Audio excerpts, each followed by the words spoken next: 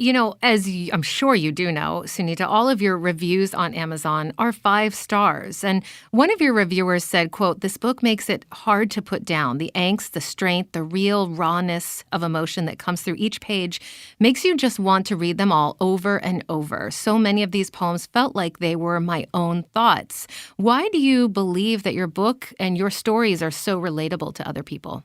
That is actually something that I knew that they were relatable when I was writing them, when I was experiencing them, when I was feeling them. I felt connected, believe it or not, to millions of souls as I wrote them. And I keep a diary, and I have written that. So I do believe that I tapped into our collective unconscious, and I ended up writing what we experience, trauma or no trauma, as human beings, our suffering, our pain, our shame. And that is the gift that came through me, I believe, not to me. So I feel very, very blessed with all the pain that I have suffered and all the trauma that I actually tapped into the collective unconscious. And that's why it's relatable, because it's not about my story, Jen.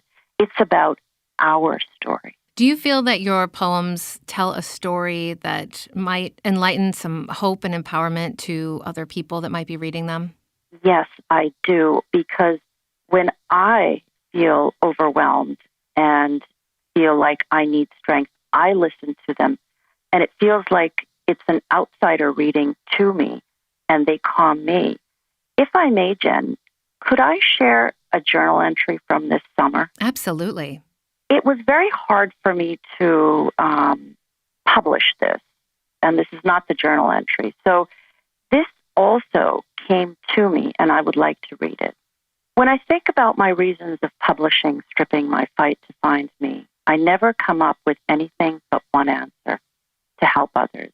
I picture someone broken and alone, thinking they are crazy for feeling the way they do, thinking that no one would understand their pain and aloneness, thinking that there is no way out of the entrapment of their darkness, thinking that no one cares about them and their misery.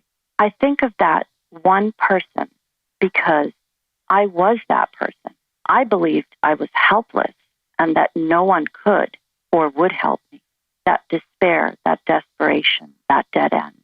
I published my book so that one person could know that they are not alone, that I understand how they feel, that my words describe the places they have been living in, that I know their plight, that I shared their hopelessness, but was able to fight through it and find who I really was. I share my poems so that one person may believe that there is hope for them. I publish my poems so that one person in the dark will find it in themselves to refuse to continue to live in darkness and start to fight till the end towards their light, love, and joy. That is why I bear my pain and my shame. Both were not mine.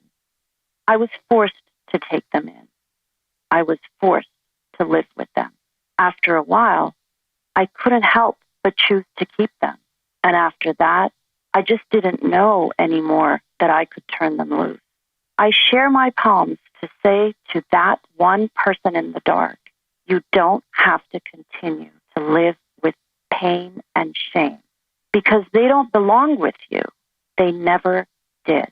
I shared my poems because I realized they were never really mine. The words were mine, but the story is ours, so it must be shared. I did what I was